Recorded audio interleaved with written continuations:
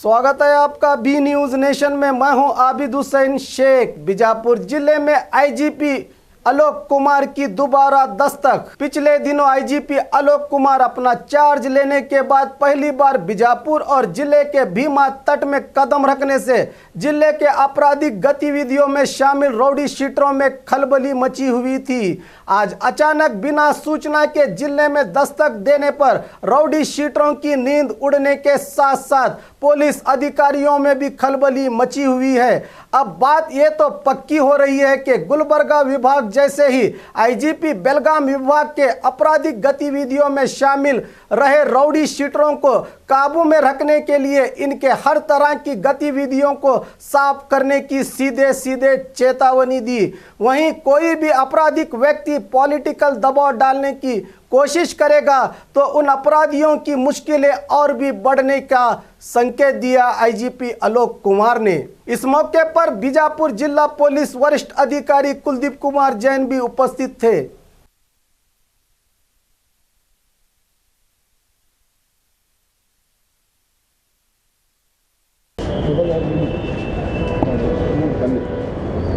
Information नहीं ಬರ್ತೀರಂತೆ sudden आगे sir department से कोई संदेश नहीं मिला सर। आप आने का संदेश हमने दिया भी नहीं है। ನಾವೇನು ಹೇಳಿಲ್ಲ, ನಾವು ನಮ್ಮ ಕೆಲಸ ಸಲುವಾಗಿ ಬರ್ತೀವಿ ಅಷ್ಟೇ। ನಾವು ಮೊನ್ನೆ ಪ್ರೊವೈಡ್ ಮಾಡಿದೆ ಸರ್ ರೌಡಿ ಎಲ್ಲಿಗೆ ಬಂತಾರೆ ಅದರಲ್ಲಿ ಕೆಲವಷ್ಟು ಜನ ಮತ್ತೆ more than 150 members rowdy sheeters ಅವರೆಲ್ಲ ಅಲ್ಲಿ ಬಂದು ಅಪಿಯರ್ ಆಗಿರಲಿಲ್ಲ। ಕೆಲವು ಜನ ಯಾರೂ ಆಗಿಲ್ಲ, ಅವರು ಹಂತವಾಗಿ ಅವ್ರಿಗೆ ಕರಿತಾ ಇದ್ದಾರೆ। ಈ ನಿನ್ನೆ ಕೂಡ ಕರೆದಿದ್ದಾರೆ, ಮತ್ತು ಈಗ ಕೂಡ ನಾವು ಹೇಳಿದ್ವಿ ಯಾರ್ಯಾರು ಆ ದಿವಸ ಬಂದಿರಲಿಲ್ಲ ಎಲ್ಲರಿಗೂ ಹುಡುಕಿ ಅವ್ರಿಗೆ ಬರೋಕ್ಕೆ ಹೇಳಬೇಕು, ಮತ್ತು ಯಾರ್ಯಾರ ಮೇಲೆ ಯಾವ ಆ್ಯಕ್ಷನ್ ತೊಗೊಳ್ಬೇಕು ಅದು ಕೆಲವು ಜನ ಮೇಲೆ ಈಗಾಗಲೇ ಅವರು ಆ್ಯಕ್ಷನ್ ತೊಗೊಂಡಿದ್ದಾರೆ। ಕೆಲವು ಜನ ಸ್ವಇಚ್ಛೆಯಿಂದ ಊರು ಬಿಟ್ಟು ಈಗ ಹೋಗಿದ್ದಾರೆ, ಅದು ಕೆಲವು ಜನ ಇನ್ನೂ ಅವರು ಹೋಗಬೇಕು। ಕೆಲವು ಜನ ಸರೆಂಡರ್ ಕೂಡ ಆಗ್ತಾ ಇದ್ದಾರೆ ಬೇರೆ ಬೇರೆ ಕಡೆ। ಸೊ ಇದು ಬೇರೆ ಬೇರೆ ರೀತಿಯಿಂದ ನಾವು ನೋಡ್ತಾ ಇದ್ವಿ, ಮತ್ತು ಇದು ಕಾರ್ಯಾಚರಣೆಯಿಂದ ಸತತವಾಗಿದೆ। ಕೆಲವು ರೌಡಿದು ಮನೆ ಕೂಡ ಸರ್ಚ್ ಮಾಡಿದ್ದಾರೆ, ನಮ್ಮ SP ಅವರು ಮಾಡಿಸಿದ್ದಾರೆ। ಸೊ ಈ ಬೇರೆ ಬೇರೆ ರೀತಿಯಿಂದ ಯಾವ ರೀತಿ ಅವ್ರದ್ದು ಚಟುವಟಿಕೆ ಇದೆ ಕಡಿವಾಣ ಹಾಕ್ಬೋದು, ಆ ನಿಟ್ಟಿನಲ್ಲಿ ಅವರು ಎಲ್ಲ ಕೆಲಸ ಅವರು ಮಾಡ್ತಾರೆ। ಲಾಸ್ಟ್ ಟೈಮ್ ನೀವು ವಾರ್ ಮಾಡಿದ್ರಿ, ಅದ್ರ ಪ್ರಕಾರ ಏನೇನು ಇಂಪ್ಲಿಮೆಂಟೇಷನ್ ಆಗಿದೆ? ಹೋಗಿದ್ದಾರೆ ನಾನು ಹೇಳಿದ ಕೆಲವು ಜನ ಹೋಗಿದ್ದಾರೆ, ಕೆಲವರು ನನ್ನ ಸರೆಂಡರ್ ಆಗಿದ್ದಾರೆ, ಅವರು ಸರೆಂಡರ್ ಆಗಿದ್ದಾರೆ। ಮತ್ತು ಕೆಲವು ಜನ ಈಗ ಜೈಲು ಒಳಗಡೆ ಕೂಡ ಕಳಿಸಿದ್ವಿ ಕೆಲವು ರೌಡಿಗೆ 15-20 ಜನ ಈಗ ಲಾಸ್ಟ್ 10 ದಿವಸದಲ್ಲಿ ಅವರು ಜೈಲು ಕೂಡ ಕಳಿಸಿದ್ದಾರೆ। ಸೊ ಯಾರು ನಾವು ಅವ್ರಿಗೆ ಏನು ಬುದ್ಧಿ ಮಾತು ಹೇಳಿದ್ದೀವಿ ಅವರು ಅನುಸರಿಸೋದಿಲ್ಲ, ಅವ್ರ ಮೇಲೆ ನಾವು ಕಾನೂನು ಪ್ರಕಾರ ಕ್ರಮ ತಗೊಳ್ತೀವಿ। ಈಗ ಆಲೋಕ್ ಕುಮಾರ್ ಅವರು IG ಆಗಿ ಬಂದ ಮೇಲೆ ಇಷ್ಟೆಲ್ಲ ಸಂಚಲನ ಆಯ್ತು, ಇಲ್ಲಿ ಇಷ್ಟೊಂದೆಲ್ಲ ರೆವಲ್ಯೂಷನರಿ ಶುರು ಆಯಿತು, ಇದಕ್ಕಿಂತ ಮುಂಚೆ ಯಾಕಾಗಲಿಲ್ಲ ಅಂತ? ಇಲ್ಲ ನೋಡಿ, ಅದು ಮಾರ್ಗದರ್ಶನ ಕೊಡಬೇಕು। ನಾವು IG ಆಗಿ ಇರೋದು ಕೆಲಸ ನಮ್ಮದು, ಅವ್ರಿಗೆ ಗೈಡೆನ್ಸ್ ಕೊಡೋದು।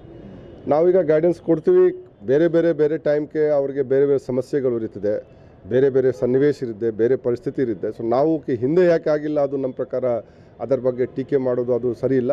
ಈಗೇನಿದ್ದಕ್ಕೆ ನಮ್ಮೆಲ್ಲ ಅಧಿಕಾರಿಗಳು ಎಲ್ಲ ಯುವ ಇದ್ದಾರೆ, ಉತ್ಸಾಹಿ ಇದ್ದಾರೆ, ಅವರು ಕೆಲಸ ಮಾಡ್ತಾರೆ। ನಾವು ಅವ್ರಿಗೆ ಗೈಡೆನ್ಸ್ ಕೊಡ್ತೀವಿ, ಅವ್ರಿಗೆ ನಾವು ಸಪೋರ್ಟ್ಗೆ ಯಾವಾಗಲೂ ನಿಂತ್ಕೊಳ್ತೀವಿ।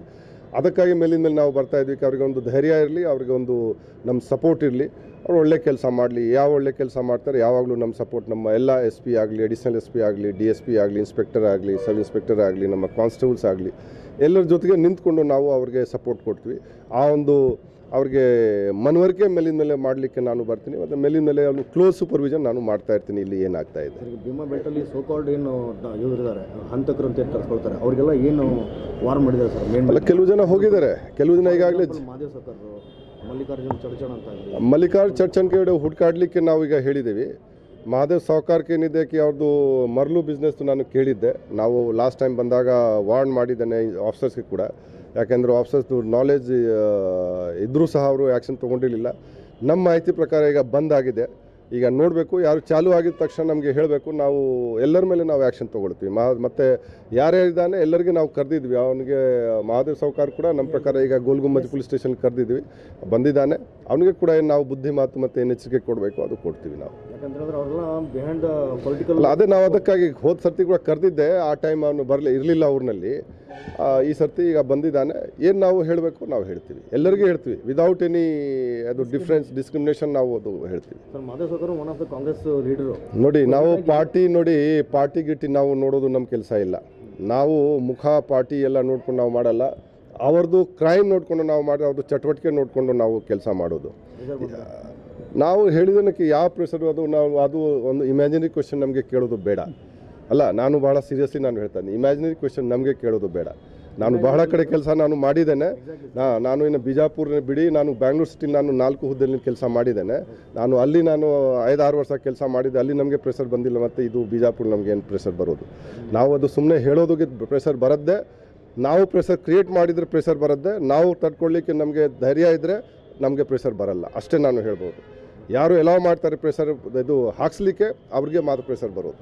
ನಿಮ್ಮ ಪೀರಿಯಡಲ್ಲಿ ಕಂಪ್ಲೀಟ್ಲಿ ಭೀಮಾ ಶಾಂತ ಆಗಬೇಕು ಅನ್ನೋದು ಒಂದು ಅಲ್ಲ, ನಾವು ಪ್ರಯತ್ನ ಮಾಡ್ತಾ ಇದ್ದೀವಿ. ನಾವು ನೋಡಿ, ನಾವು ಸುಮ್ಮನೆ ಕ್ಲೇಮ್ ಮಾಡೋದು ಸರಿ ಆಗಲ್ಲ. ನಾವು ಕೆಲಸ ಮಾಡಿದರೆ ಮತ್ತೆ ನಾವು ಹೇಳೋದು ಗೊತ್ತಿದೆ. ನಾವು ಸುಮ್ಮನೆ ಕ್ಲೇಮ್ ಮಾಡಿಕೊಂಡು ನಾವು ಹಂಗೆ ಮಾಡ್ತೀವಿ ಹಿಂಗೆ ಮಾಡ್ತೀವಿ ಅದು ಹೇಳೋದು ಸರಿ ಇಲ್ಲ. ನಾವು ಇದು ಒಂದು ಗುರಿ ಇಟ್ಕೊಂಡು ಕೆಲಸ ನಾವು ಮಾಡ್ತಾ ನೋಡೋಣ ಎಷ್ಟು ಮಟ್ಟಿಗೆ ನಾವು ಅದು ಯಶಸ್ವಿ ಆಗ್ತೀವಿ, ನಾವು ನೋಡೋಣ. ओके। और खबरों के लिए देखते रहिए बी न्यूज़ नेशन।